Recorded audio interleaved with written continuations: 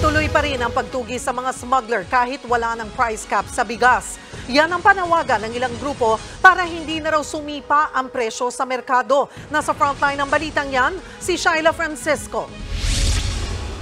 Malaki na ang ibinagsak ng presyo ng bigas sa mga pamilihan mula nang ipinag-utos ni Pangulong Bongbong Marcos ang price cap sa bigas. Sa monitoring ng Department of Agriculture, nasa 8 pesos ang ibinaba sa regular milled rice, habang hanggang 5 piso sa well-milled rice mula nung ipinatupad ang price cap. Pero ang ilang consumer nangangambang baka sumipa ulit ang presyo ngayong wala na ang price ceiling. Natatakot po kami kasi katulad yan ang hanap buhay namin, kung katulad sa akin, vendors lang, wala akong sapat na ipambibili niya kung mataas ang bigas. Dapat siguraduhin talaga na nila, mas mababa pa sa 45 po ang gawin nila. Yung ibalik kung pwede nga lang, ibalik lang ng 30 yung bigas para lahat talaga makaka-afford po ng pambili ng bigas namin. Pero ayon sa mga retailer, posible pang ang bumaba pa ng hanggang 3 pesos kada kilo ang bigas sa mga susunod na linggo lalo't kasagsagan na ng anihan.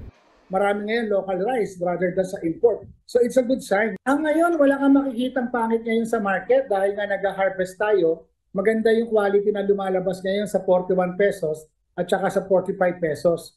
Para sa Department of Agriculture, napapanahon naman daw ang pagtanggal sa price cap dahil kasagsagan na ng anihan. Naging matagumpay nga raw ang pagpapatupad nito para labanan ang mga nananamantala sa presyo. Nananawagan ngayon ng ilang agricultural groups na patuloy pa rin tugisin ng mga smuggler, hoarder at cartel kahit wala ng price cap.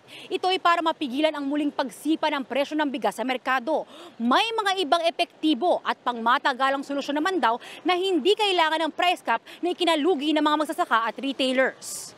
Ayon naman kay dating Finance Undersecretary at ekonomistang si Shelo Magno, di naman kailangan ng price cap para magpatupad ng raid sa mga smuggler. Di rin naman daw nakinabang masyado ang mga consumer sa price cap dahil mataas pa rin daw ang presyo ng bigas. Ayon naman sa Federation of Free Farmers, di raw talaga price cap ang pinaka-epektibong solusyon. Mas maigi pa rin daw ang pagmomonitor at inspeksyon pati na pagpapalakas sa lokal na produksyon. Kasabay niyan, umaasa ang ilang retailer na hindi pa rin nakakatanggap ng ipinangakong cash assistance na huwag silang kalimutan kahit natapos na ang price cap.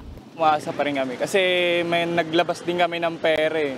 Parang malaki rin yung nalugi namin. Kaya yun, kahit inalis yun, parang umaasa pa rin kami na maaabutan pa rin kami na ayuda. Ayon sa DSWD, minamadali na nila ang pamamahagi ng ayuda sa natitirang higit 5,000 benepisyaryo. Target matapos yan sa October 6. Nagbabalita mula sa Frontline, Shyla Francisco, News 5.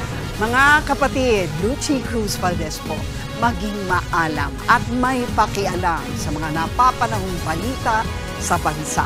Tumutok at mag-subscribe sa News 5 social media pages.